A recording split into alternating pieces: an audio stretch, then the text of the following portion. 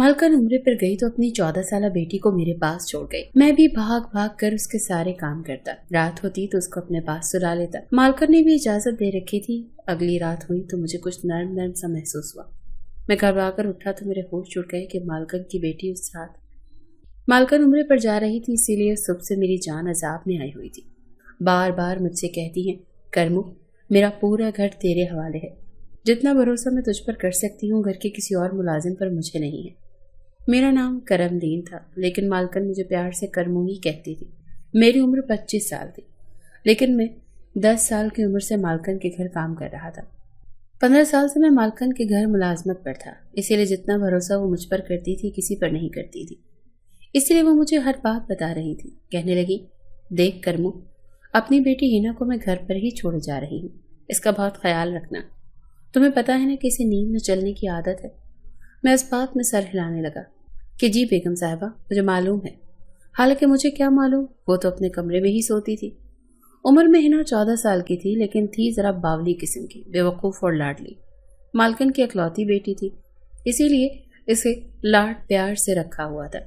अभी तक गुट्टे गुड़ियों से खेलती थी। मैंने कहा, जी मालकन, मैं इसका भी ख्याल रखूंगा। लेकिन इसके बाद जो बात मालकन ने मुझसे की, मैं तो दंग सा रह गया था। वो कैसे मुझसे ये बात कर सकती थी। कहने लगी, रात को तुम मेरी हिना के साथ ही सोओगे, उसके कमरे में रहोगे। ये बात सुनकर मेरी तो पूरी आंखें हैरत से फैल गई थी। मेरा तो दिमाग ये सुनकर ही घूमने लगा था। मैंने कहा, मालकन, मैं कैसे छोटी बीवी के कमरे में सो सकता? आप सोचकर तो बात करें, ये तो बिल्कुल एक गैर मुनासिब सी बात है। मगर वो कहने लगी, करमू, मुझे कुछ नहीं सुनना। मैंने जो कह दिया बस कह दिया। तुम हिना के कमरे में ही रहोगे और वहीं सोओगे। मुझे मालकन की यह बात किसी तौर पर मुनासिब नहीं लग रही थी, लेकिन बहरहाल मैं उन्हें बार बार इनकार नहीं कर सकता था। लेकिन मैं दिल में ये पक्का इरादा कर चुका था कि मैं हिना के कमरे में कभी नहीं सोऊंगा।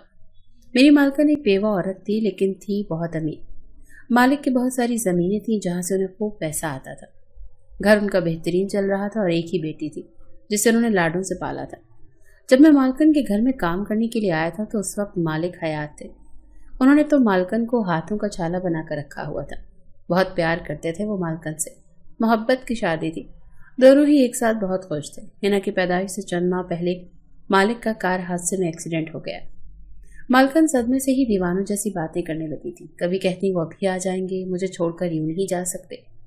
मैं उस वक्त 10 साल का था, लेकिन मालकन की हालत देखकर फूट फूट कर रोया था, क्योंकि उनका रवैया शुरू ही से मेरे साथ बहुत अच्छा था। वो मेरा बड़ा ही ख्याल रखती थी, इसीलिए मुझसे उनका ये दुख देखा नहीं जाता था।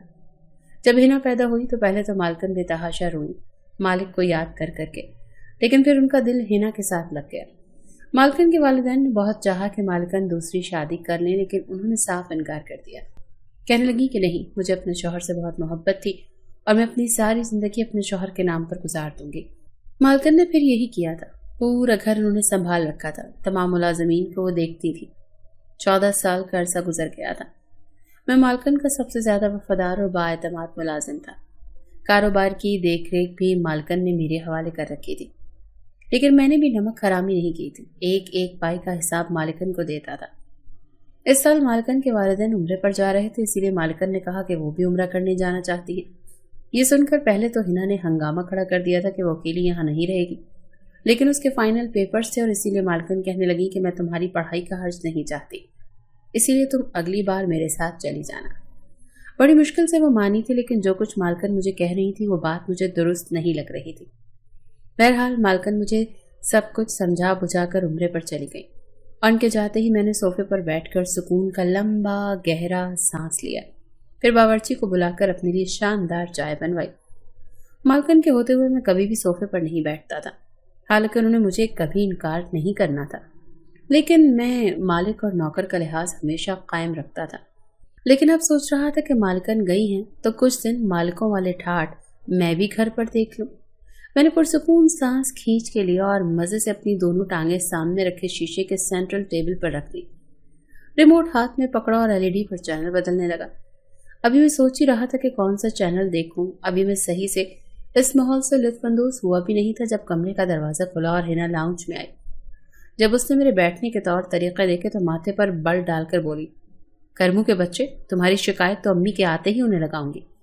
कैसे उनके कीमती टेबल पर तुम पांव पसार कर बैठे थे? یہ سننا تھا کہ میں ہڑبڑا کر بالکل سیدھا ہو کر بیٹھ گیا۔ میں نے کہا چھوٹی بیوی خدا کے لیے مالکن سے میری شکایت نہ لگانا۔ میں نے فوراً سے ٹی وی بند کیا اور ریموٹ سائڈ پر رکھ دیا۔ ہنا ماتھے پر تیوری چڑھائے ہوئے آرام سے آ کر صوفے پر بیٹھ گئی اور ریموٹ بھی اپنے ہاتھ میں پکڑ لیا۔ کہنے لگی امی گھر پر نہیں ہے تو اس کا مطلب یہ نہ سمجھنا کہ تم لوگوں کو میں سر پر چڑھاؤں گی۔ جب تک وہ گھر پر نہیں ہے اس گھر کی مالکن میں ہوں، اسی لیے جو میں کہوں گی تم لوگ وہی کرو گے۔ میں نے سینے پر ہاتھ باندھ کر رکھا اور سر جھکا لیا۔ جی جی کیوں نہیں چھوٹی مالکن، جیسا آپ کا حکم۔ اندر سے میرا جی تو جل کے رہ گیا۔ میری کبھی بھی مالکن کی بیٹی سے 1 منٹ کی بھی نہیں بنتی تھی۔ ہر وقت بچکانہ حرکتیں کرتی رہتی تھی اور میں اس کی حرکتوں سے زچ ہو جاتا تھا۔ وہ مجھ سے بازار کے کوئی 4 چکر لگواتی تھی، کہتی تھی جاؤ تم ہی میرے لیے سامان لاؤ گے، ڈرائیور نہیں جائے گا، نہ ہی کوئی دوسرا ملازم۔ مالکن بھی اسے کچھ نہیں کہتی تھی کیونکہ وہ ان کی لاڈلی بیٹی جو تھی۔ مجھے ہی کہتی جاؤ کرمو جو چھوٹی مالکن کہتی ہیں وہ کر دو۔ چائے کا کپ باورچی لے کر آیا تو مجھے بادب کھڑا دیکھ کر تمسخرانہ ہنسی مجھ پر ہنسا تھا۔ کہنے لگا ابھی تو بڑا روب جما رہے تھے، آ گئے نا اپنی اوقات میں واپس۔ میں نے اسے گھور کر کھا جانے والی نظروں سے دیکھا تھا۔ باورچی نے چائے کا کپ ٹیبل پر رکھا۔ جو چائے میں نے پینی تھی وہ بڑے مزے سے ہنا پی رہی تھی۔ بہرحال پورا دن ادھر ادھر کے کاموں میں ہی گزر گیا۔ جیسے ہی رات ہوئی میں اپنے کوارٹر میں جانے لگا تو ہنا کہنے لگی تم کہاں جا رہے ہو کرمو؟ امی نے کہا تھا کہ تم میرے کمرے میں سو گے۔ یہ سننا تھا کہ مجھے مالکن کی بات یاد آ گئی۔ میں نے بیزاری سے ہنا کی طرف دیکھا۔ میں نے کہا چھوٹی مالکن، مجھے اپنے کوارٹر کے علاوہ کہیں پر نیند نہیں آتی۔ گھر میں ملازمہ بھی موجود ہے، آپ اسے اپنے ساتھ سلا لیں۔ کہنے لگی امی نے کہا تھا کہ تم سو گے تو مطلب تم ہی سو گے۔ چلو شرافت سے آؤ میرے کمرے میں اور قالین پر جا کر لیٹ جاؤ۔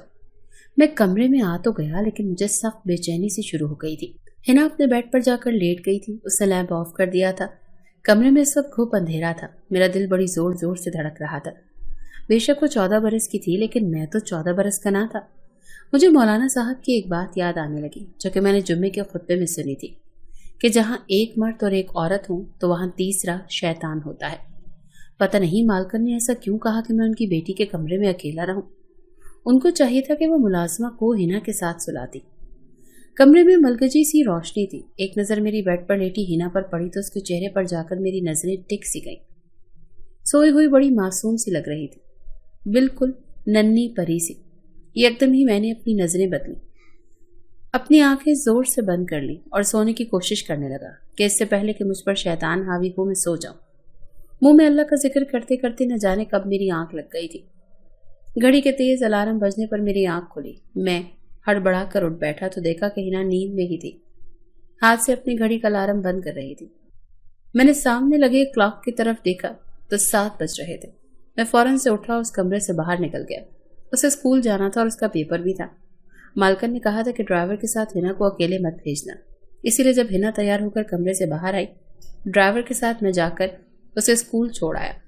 اس سے بعد میں زمینوں کا حساب کتاب دیکھنے لگا، کتنی گندم آئی، کہاں پسی، کیا ہوا کیا نہیں، یہ حساب سب میری ذمہ داری تھی۔ ان کاموں میں ایسا الجھا کہ مجھے یاد ہی نہیں رہا کہ ہنا کو واپس لینے بھی مجھے ہی جانا تھا۔ جب تک میں نہ جاتا ڈرائیور بھی ہنا کو اسکول سے لینے نہیں جائے گا، اور یہ مالکن کا حکم تھا۔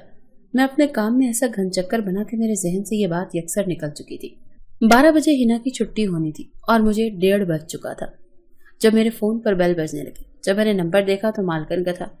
میں نے بے نیازی سے فون اٹھایا تو مجھ پر بھڑک اٹھی، کہنے لگی مجھے ہنا کی کال آئی تھی، وہ ابھی تک اسکول میں ہے، تم اسے لینے کیوں نہیں گئے؟ یہ سننا تھا کہ میرا دماغ گھوم گیا۔ میں تو بالکل ہی بھول چکا تھا۔ میں نے کہا مالکن، وہ میں زمینوں کے حساب کتاب میں لگا ہوا تھا۔ مالکن کہنے لگی جاؤ جا کر اس کو لے کر آؤ۔ میں نے سارے کھاتے بند کیے اور گھر سے باہر نکلا۔ سامنے ڈرائیور کو میں نے کھا جانے والی نظروں سے دیکھا تھا۔ میں نے کہا تم مجھے بتا نہیں سکتے تھے کہ چھوٹی مالکن کی چھٹی ہو گئی ہے؟ وہ کہنے لگا میں کیوں بتاؤں، مالکن تو تمہیں سب ملازموں پر سردار بنا کر گئی ہیں، یہ تمہارا کام ہے کہ تم ان باتوں کا خود خیال رکھو۔ ڈرائیور کی بات نے تو مجھے ہلا کر رکھ دیا تھا۔ مالکن کیا کہیں تھی، سارے ملازمین سر پر چڑھ گئے تھے، ورنہ ان کے سامنے تو سر جھکائے رکھتے تھے۔ بہرحال میں فٹافٹ سے ڈرائیور کے ساتھ بیٹھا اور جب اسکول پہنچا تو پورا اسکول خالی ہو چکا تھا، صرف ہنا ہی اسکول میں تھی۔ یہاں پر چوکیدار مجھے دیکھ کر غصے سے لال پیلی ہوتی ہوئی گاڑی میں بیٹھ گئی۔ جتنی دیر میں گھر نہیں پہنچا وہ مجھے بس باتیں ہی سناتی رہی، کہنے لگی امی کو آنے دو، तुम्हारे कान न खिंचवाए तो फिर मुझसे कहना। मेरा कसूर था, इसीलिए मैं चुपचाप करके सारी बातें सुनता रहा।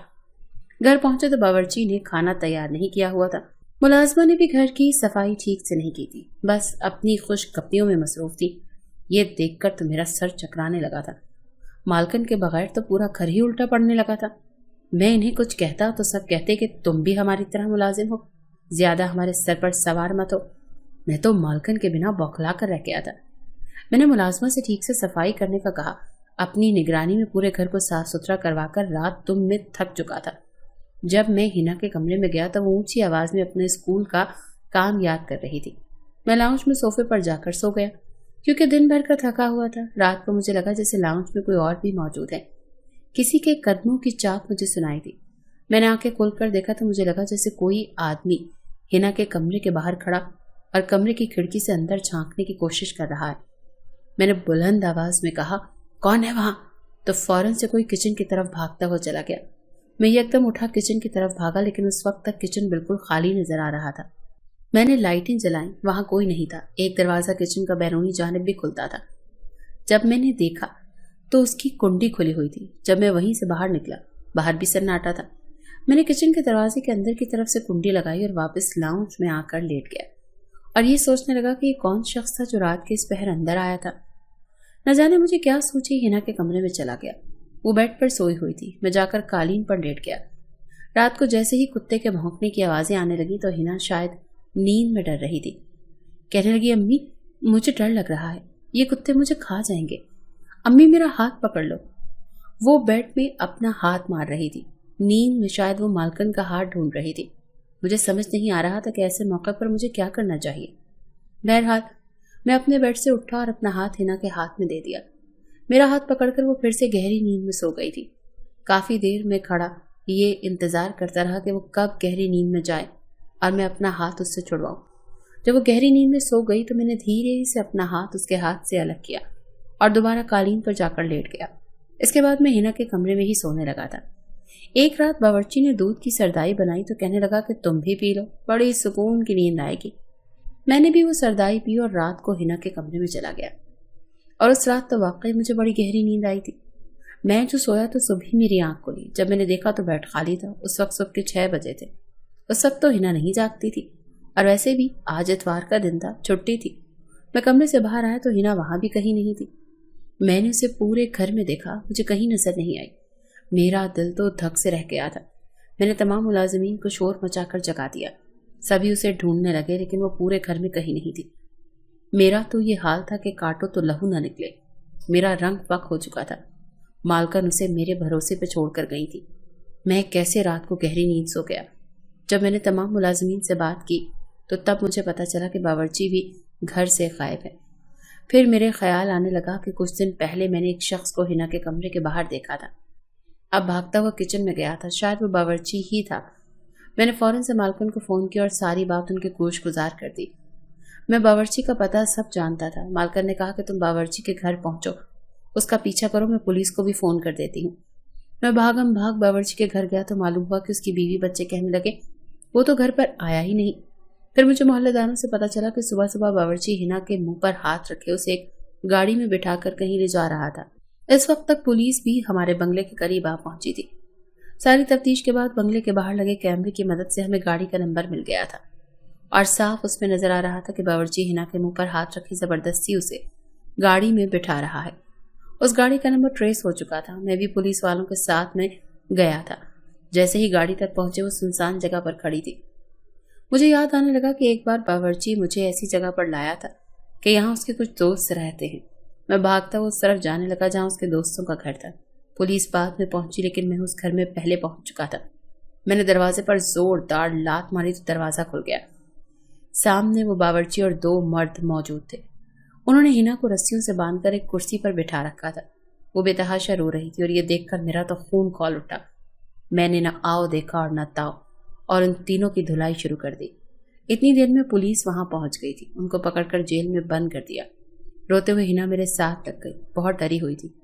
मैंने कहा तुम परेशान ना हो, जब तक मैं जिंदा हूं तुम्हें कोई भी नुकसान नहीं पहुंचा सकता। चंद दिनों में मालकन भी वापस आ गई थी। मालकन हिना को साथ लगाया और रोने लगी और मुझसे कहने लगी मुझे तुम पर भरोसा था कि तुम मेरी बेटी की हिफाजत जरूर करोगे। मैंने कहा, मैं इसे हमेशा अपनी छोटी बहन की तरह समझता हूँ और जब तक मैं जिंदा हूँ आप बेफिक्र रहें। ना तो आपकी तरफ कोई आंख उठाकर देख सकता है, ना ही हिना की तरफ। ये सुनकर मालकन खुश हो गई।